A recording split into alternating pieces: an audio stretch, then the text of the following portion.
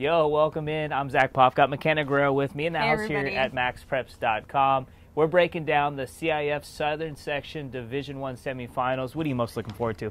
Man, I'm looking forward to both of these games, actually. But the game that I'm really looking forward to see is Corona Centennial against Mater Dei. Yeah, top 10 matchup. I mean, it's big time. It's our game of the week this week. It's definitely the game of the week. So, yeah, I think that on behalf of everyone, but first off, my heart and thoughts and prayers go out to everyone that's been involved in the fires, in the shootings around here. Just saying that we are better in numbers, and if there's anything that you guys can do to help and that we can do to help, let us know, because everyone needs it right now. And it definitely helps, you know, out communities when they can take their mind off that. And they got some big-time football games, and Mater Dei Centennial is not just, you know, the best game of the weekend. This is one of the most anticipated games of the entire season. Centennial comes in 12-0. The Inland Empire Power is averaging more than 50 points per game. But I think what separates them this year compared to teams over the past 5 or 6 years is the defense they have. This is probably the best defense Coach Logan has had since Vontaze Burfict and Will Sutton were there back in 2008. And the thing is that you see that discipline on the field. I mean, during the league, we talked about this last time, they only gave up 20 points. Yeah. You know, their offense is young, but they've really stepped up. I think we're really looking forward to see that matchup between Carter Friedland.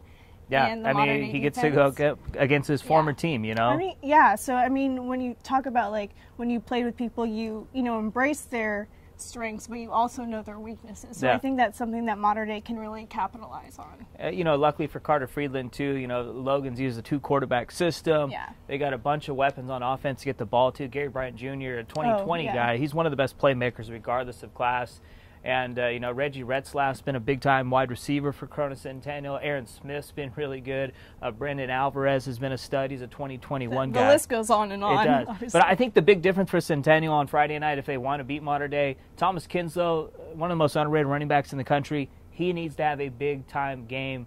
And I really think the over-under for him, if he gets over 200 yards, I think Centennial's going to win. If he gets under that 200-yard mark, it's going to be tough for them to beat a very good Mater Dei team. Do you have a score prediction?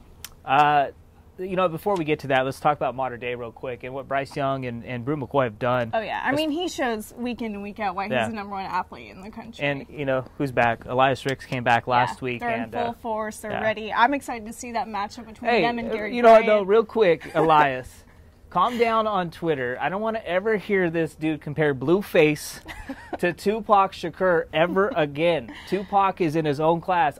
Come on, his name's Blueface. Elias, you're better than that. But he balled last week. Darion Green-Warren's a stud. Yeah. You know, they might have the best secondary in high school football. Keon Ware-Hudson's a stud on the D-line also. And I really do believe Brew McCoy's the best player in the country. I mean, he is. And I also got to give a huge shout-out to Nick Lopez. He said 69 touchbacks, and you know what? He said that he's not done yet. Yeah. So keep up the good work. Well, every time he kicks off, it goes out of the end zone. So just as long as Mater Dei scores once, he's going to have at least 2 in the game Friday. But let's hear your score prediction first, actually. Who you got? No, I got Mater Dei. Okay. I mean, I'm Big, sure that... Close game? I have it by 2 touchdowns. Okay. Yeah.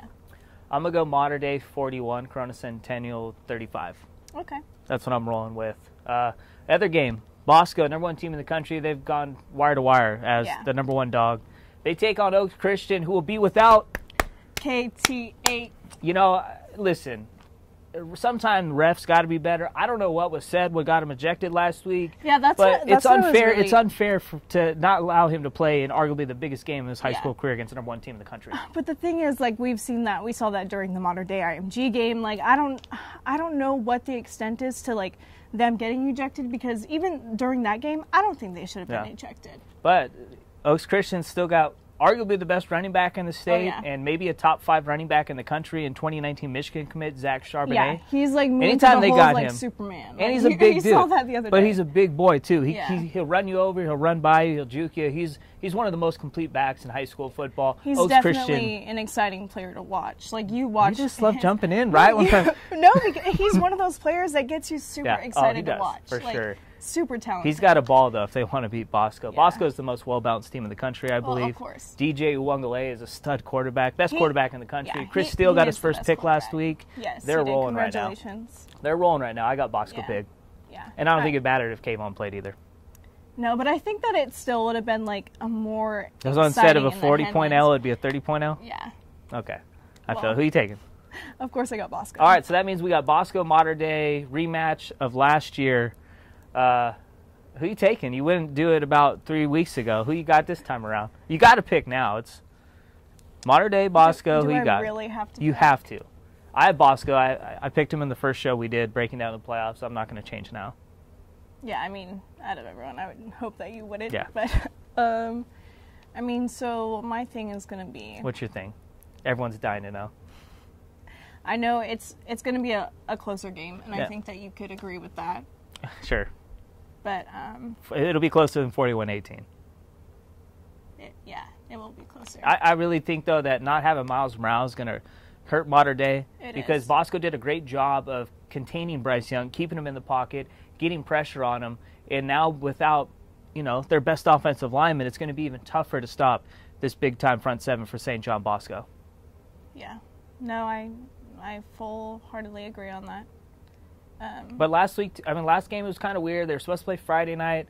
Lightning happened, so the game got delayed. So all the emotions and energy you wasted on Friday night, hard to kind of get that back for Saturday. So that's going to be something to pay attention to also, but I don't think it'll matter. I mean, I think that since that game, like we've said before, that was their wake-up call game, and they've gotten better week in and week out. Yeah. Who you taking? All right, just make a pick. But if I had to pick right now, I think Bosco's going to win. Yeah. I mean, listen, Bosco's been the best team in the country, but I wouldn't be shocked if Mater Dei beat them. Mater Dei is loaded with talent. They can beat anybody in the country. They showed that when they beat IMG.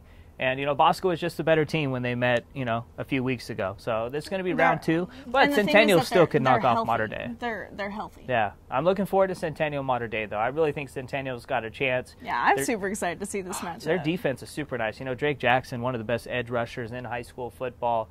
And got to give a shout-out to my guy, Isaiah Young. He's a big-time corner in 2020. He's right up there with all of the bad corners in 2020 in all of California, especially SoCal. So I still think Mater Dei is going to find a way to win, though, but I'm going St. John Bosco. I got a couple of trivia questions I wanted to give to you. If St. John Bosco wins on Friday night, how many years in a row would it be that the Braves are playing in the section championship game? Oh. Cue the Jeopardy music. It's definitely got to be a lot. I mean, I know the last time... I probably wouldn't ask you if it was 1 or 2, so... The last time I know that they went, or that they went to state was in 2016. Real Mitchell led them. Chris Steele was a sophomore that year. Jaden Woodby was a junior. I mean, the last time that St. John Bosco went in postseason undefeated... When they weren't undefeated. Was with in Rosen. 2013 with Josh Rosen. You just give me an answer. How many years in a row would it be if they win on Friday consecutively section championship game? 2012, 2013. Oh, gosh, she's doing math. That's not good. 2014's after 13. Yeah. Just pick a number. Would have to be, I think, 3 in a row. This would be the 6th straight year. Because they've been in the section championship game. That doesn't mean making state. So they've lost in that game, too. They lost to Centennial back in 2015, and obviously they lost to Mater Dei last year in the section championship game. All right, so DJ Wangalele would be the what junior quarterback to lead them to a state game if they win 2 more? The second.